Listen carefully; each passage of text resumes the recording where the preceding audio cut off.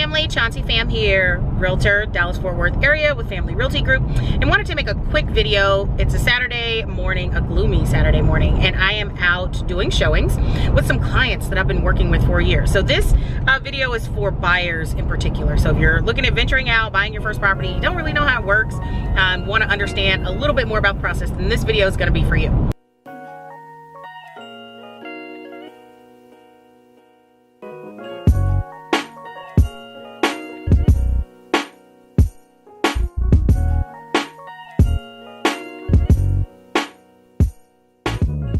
So I've been working with these people for about a year, and it dawned on me how loyal they are. And so guys, when you first decide that buying a house is the thing for you, a lot of people say that the very first thing that you should do is get with a lender and get a pre-approval. False. I totally disagree with that. The first thing that you should do is do your research and find a realtor. So, you know, talk to your coworkers, talk to friends and family, see who they use, get some references, do some research online, look at some YouTube videos and see if there's a realtor that you like. You know, just do some recon work and get out there and get the nitty gritty, meet with a couple of different realtors and see who's a good fit for you. Because here's the deal, I don't get paid until you buy a house. And so my time spent searching for you a home and sending you lots of properties and setting up different searches and kind of revising them as we go along and figure out what you like and what you don't like.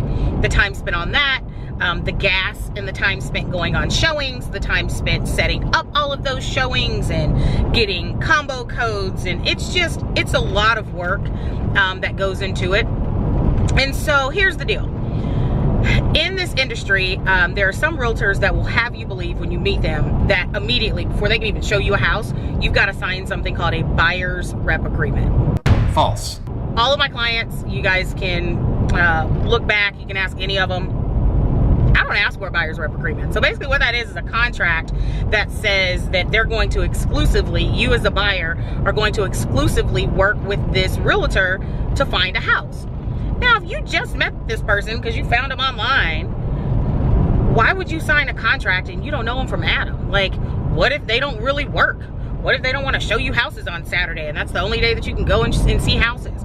What if they don't really show you anything that you want? You keep asking them for 3-bedroom, 2-baths in one part of town, and they're sending you 2-bedroom townhouses in another part of town.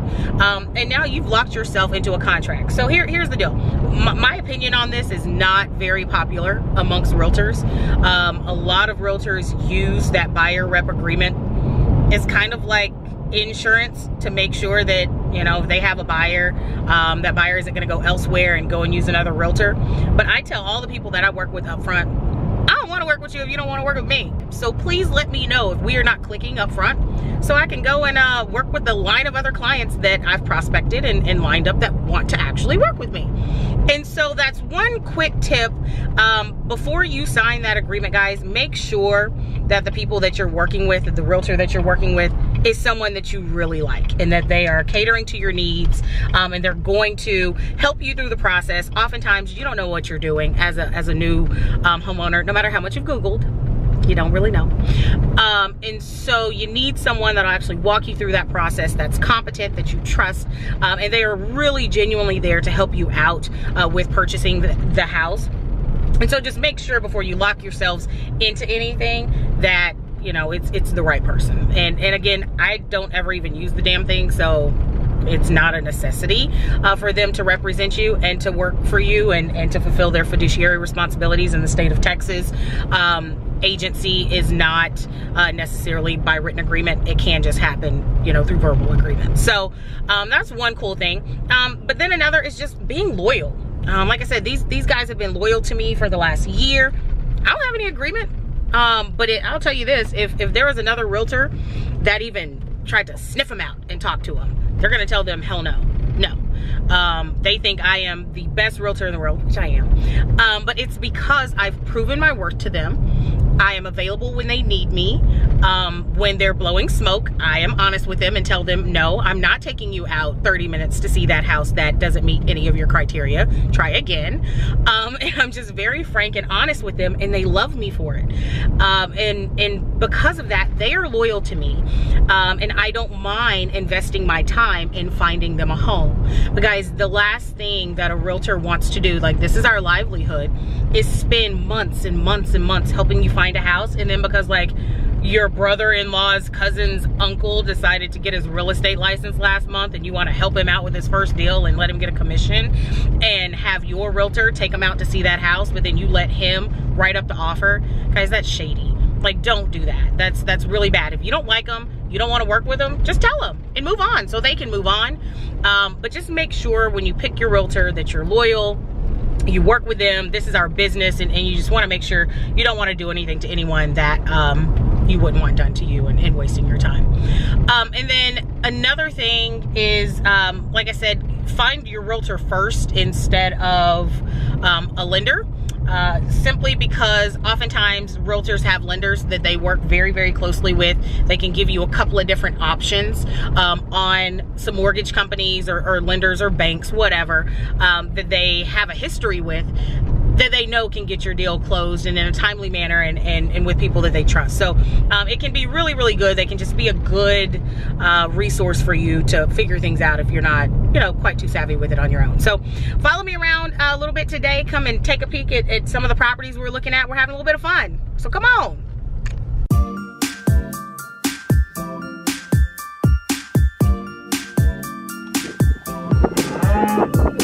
Another thing is, here in the Dallas-Fort Worth area, I'm seeing a lot of people that want to purchase their first house, and they have a budget of somewhere around, you know, $170,000 to $200,000. That's a very common price point for a first-time home buyer. And I hate to be the bearer of bad news, but I'm out here realtoring for real, so I have to let you guys know. Because right now in the Dallas-Fort Worth area, you are not going to find a property at that price point that is not in horrible shape in the kind of centrally located areas of the Dallas-Fort Worth area. So your Richardsons and Planos and Carrollton, and it ain't happening. You are going to have to be okay with sacrificing something on your first transaction. And so this is your first house. And the purpose of this house is to get you in the game and get you into wealth building and starting to build some equity in this house, so that whenever you decide to sell it, then now you've got money to go toward a home that's either your dream house or one step closer to your dream house. So most of the time, your first home is not your dream home. So you're gonna have to sacrifice something. You're not gonna get every single thing that you want in a house in the exact area that you want on a $175,000 budget in the Dallas-Fort Worth area. It ain't gonna happen, period. So, you know, you're going to have to decide, well, hey, do I really, really want to be in the middle of town, but the house can be a fixer? Because even in those situations, investors go hardcore after those properties. And so it's very hard if you've still got to go through the loan process to go up against somebody that's got $175,000 cash. It just is. And so my suggestion is, if you are a new or first-time home buyer and you're having a hard time with multiple offers, and every time you try to find a house, you know, you just can't find one in your price range, start maybe looking in some outlying suburban areas where you may have a little bit of a longer trek to work, but you can find a house that you like. It's not, you know, gonna require as much fixing up as one that's gonna be, you know, in closer proximity to everything. And it just kind of works out a little bit better in terms of competition, because your investors are only going to want properties that they can move quickly once they acquire them and renovate them, which typically aren't going to be those that are in the outlying areas. So you're not going to have as many people to have to fight over the house. So that's just a little quick tip.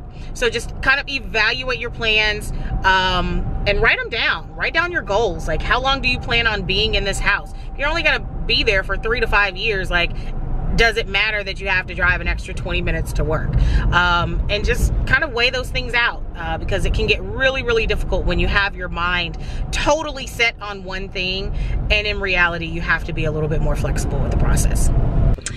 All right, and another quick buyer tip. Guys, okay, here's the problem with humans. We never feel like what we have is good enough, like ever.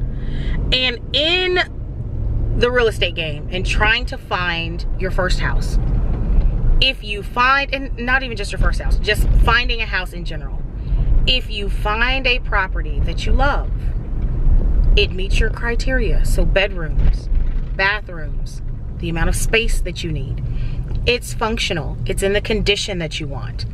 Guys, don't pass it up because you think, man, if I go in and buy this one tomorrow, what if another one hops on the market that looks better? It's always gonna be something better, always.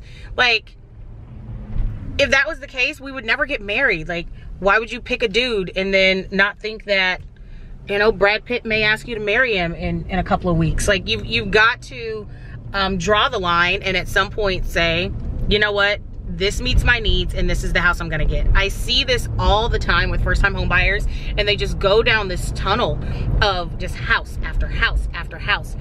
And I will say, after about house number 10, they all become a blur, and you probably need to stop and regroup because you don't even know what you're looking for anymore. If your realtor has taken you out to 10 homes and you haven't put an offer on any of the homes because they don't match your criteria, number one, you have the wrong realtor.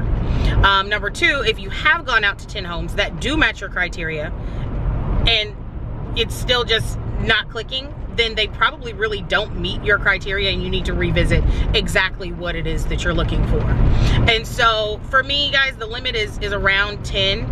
And I would say that's when things start getting a little bit scary and shaky. After you've looked at 10 homes, you may need to kind of reevaluate where you are and just pick one that fits your needs instead of waiting on something better. Let's talk submitting offers. And when it comes time to actually like purchase the house, you found the right one, you're in love with it, like you're pumped up, you're ready to buy it. And then you say to your realtor, let's offer $12,000 less than what they want for it. Let me explain something to you guys. The Dallas-Fort Worth market is currently a seller's market. So what that means, and you hear people say that all the time, like it's a buyer's market or it's a seller's market. When a market is deemed a seller's market, that means that there are more buyers looking for homes than there are actually homes available. And so what happens is, on the supply and demand side, there are more people demanding houses than are available. And so for the sellers, they're able to get more money for their homes because people are going to fight over them. And so in this market, if you find a house and it's the perfect house that you want and they have a certain price on that, I'm not saying don't negotiate and ask for things. What I am saying is that if this is the house and you know that that seller has a bottom line and they are asking for a certain number and you actually really want this house, it is not a very smart strategy to go in and offer them a lot less money, especially if the property has not been on the market for a long time. So it's a lot easier to negotiate with a seller when their house has been on the market for, 3-4 weeks, a month or two. At that point, they've kind of, they're starting to run out of options. A lot of people have probably seen the home. They don't like it for some reason or another. And those sellers you can make a deal with because they need to get out of the house. It's been on the market for a while. But if you find your dream home and it's been on the market for 3 days and you want to go in and offer them $10,000 less than asking, you probably aren't going to get it, because the mentality of that seller is going to be, I've only been on the market for a short amount of time. I can wait it out. There are people, literally thousands of people flooding into the Dallas-Fort Worth area every day and every week. And a lot of these people are coming from places where home prices are a lot more expensive. They're relocating here for work. They've sold their $800,000 house in California. They got a pocket full of cash and they can come in and buy the same house that you're offering way less than what the seller is wanting. They pay for cash. Or just the right buyer comes along that's willing to pay them the amount that they want. And so it's just a very fine line that you have to walk with negotiating. And your realtor will be able to negotiate these things, but your realtor is probably going to have an immediate reaction kind of similar to mine, which is you said you want the house, but now, we're playing hanky-panky with the numbers. If you don't trust them and you don't trust your realtor's advice, then you have, again, the wrong realtor. You're not working with the right person. Guys, listen to them. This is what they do for a living. And if they tell you, it's probably not very smart to go in and offer or ask for some of the things that you're asking for on a home. You may want to reevaluate and kind of take a step back. So again, negotiate. Try to get the best deal possible, but right now it is a seller's market, and just because you don't want to pay full price for the house doesn't mean if that seller doesn't wait another 2 or 3 weeks that they can't get full price on the house. And a lot of them are willing to take that gamble because ultimately it's business. And which leads me to another thing.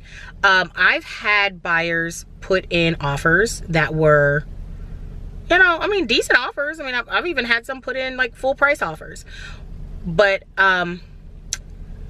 if the seller decides to take another offer for whatever reason, you know, and I've gone to bat for you. I mean, and guys, I go to bat for my people. I sometimes meet the listing agent in person and present the offer that way. So they get a feel of who I am. And like, now we've made a personal connection. So they may, you know, talk me up a little bit to the seller and make it seem like it would be a smart decision to work with me instead. I do all types of stuff. I have my sellers or my buyers write little letters and personalize things and tell a little bit about themselves to the seller, which can appeal to the emotional side. But guys, at the end of the day, if they choose another offer, they've chosen another offer. I've literally had buyers look me up as the listing agent and like call me and talk to me and like try to throw something out there for me. A prime example, I had a house that we had 4 offers on it, and this one couple in particular wanted it like really, really bad. I mean, their offer was like $8,000 less than like the next best offer. But they really, really wanted the house. They were nice people, but I mean, my sellers took what was best for them. These people looked me up, hunted me down. They literally started texting and calling me, trying to like see what they could do to get my seller to take their offer. There's not a whole lot I can do. You know, I've had buyers that, you know, after their offer has been rejected, they'll ask me to resubmit at a higher number. You probably should have done that to begin with. So guys, just keep these things in mind when you find the property that you want, and think, do you really want it? Because if you do, then you'll make a fair offer to the seller, something that's also fair to you. But just really keep those things in mind when you're making offers on properties. I hope that helps. Okay, let's go.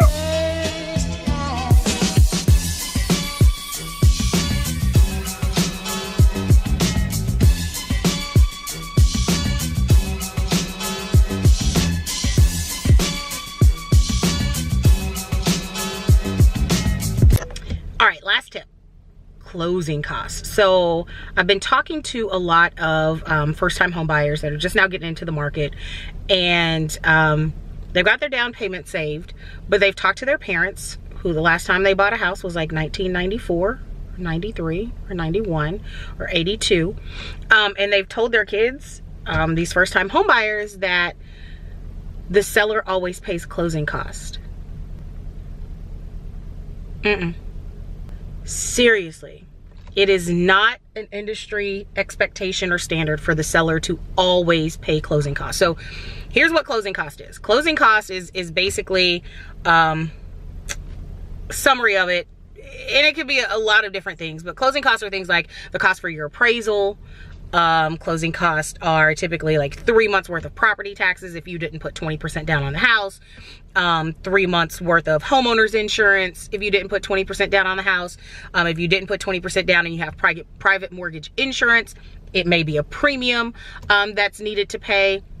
A survey, if a new survey was needed on the property, you may have to pay for a survey. So closing costs are cumulatively all of these costs associated with getting the deal done and getting your loan through. And it can be, you know, a fair way to calculate it that I always try to tell people. It's typically about 1.5% to 2% of the amount of the sale price of the house. It can be less, it can be a little bit more, but calculate about 1.5%. That's about where you are. But I've got all these people that are asking, like, if sellers are supposed to always pay closing, because they don't. Especially in a seller's market, ultimately what you are asking a seller for. So let's say you find a house, it's $200,000. You got your down payment, but this additional $5,000 for closing costs, you know, nah, you got it, but it would really help if you didn't have to bring that to the closing table to buy the house. So a lot of people will actually ask the seller to contribute. So they'll offer full price, let's say $200,000 on the house, and then ask the seller to contribute $5,000 toward their closing, the buyer's closing. And so what that does ultimately is, like, that's taking $5,000 out of the seller's pocket, because ultimately when they get their money from the title company and they get paid for the transaction, they're going to be $5,000 lighter because they contributed that $5,000 to you actually being able to buy the house. So they're not actually coming out of their pocket like right then and like giving it to you, but at closing, that amount that you ask for in closing costs comes off the top of their proceeds. Also, you can't just say, can you pay all of my closing costs? You have to assign it a number in Texas on our contracts.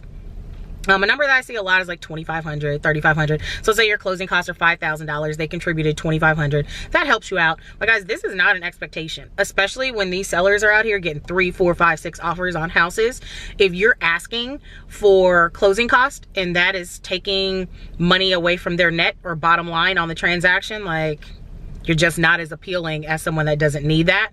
It also can make sellers feel like, you know, you haven't really saved and you may not quite be ready to purchase a house and may not be the best seller, or buyer, which I know that's not true. I totally get it. Sometimes you just want to keep money in your pocket. Who doesn't like money? But those are, you know, some things to take into consideration whenever you are actually putting in offers on homes. So that about wraps it up for today. Toodles, guys.